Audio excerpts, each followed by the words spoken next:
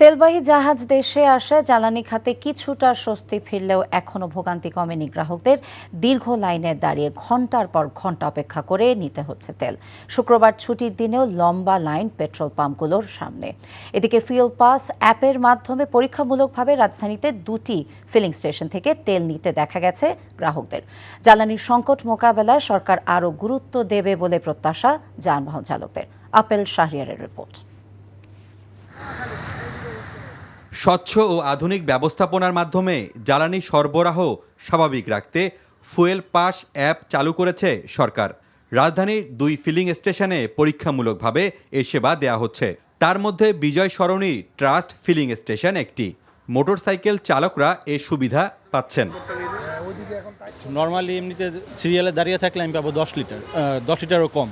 আর fuel pass use করলে আমি 10 litre পাচ্ছি 1200 টাকা। ফুয়েল পাসটা থাকলে আমি সরকারি লাইনে সিরিয়ালটা দিতে পারবো, তো আমার সিরিয়ালের এটাও কম থাকবে, ভোগান্তিটাও কম থাকবে। অ্যাপসের আলাদা সিরিয়াল এটা জানতাম না, এখন জনসাধারণের সাথে আসছি, কিন্তু আইসা শুনি যে অ্যাপসের এটা বেশি দিতেছে, তেলটা বেশি দিতেছে।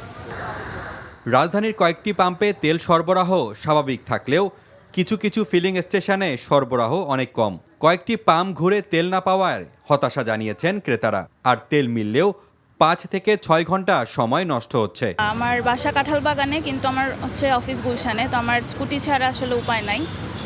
কিন্তু এই যে গত কয়েকদিন ধরে তেলের যে পরিমাণ সমস্যা যাচ্ছে, আমার হাজব্যান্ডেরও বাইক আছে, ও তো লাইনে দাঁড়ানো, আমি নয় এখন তেল পেয়ে গেছি। সোনার বাংলা আর হইলো তালুকদারের দাঁড়াইছিলাম প্রায় আড়াই ঘন্টা পরে হুট করে বলতে আছে তেল নাই।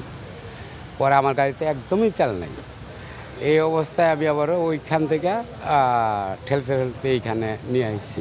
আমরা খুবই কষ্টের মধ্যে আছি।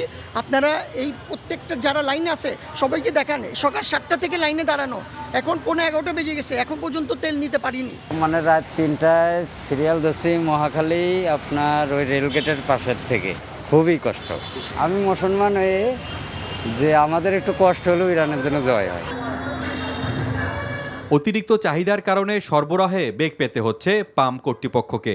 দিনকে দিন চাহিদা বাড়ছে বলে জানায় তারা। রাজধানীর বাইরেও একই চিত্র।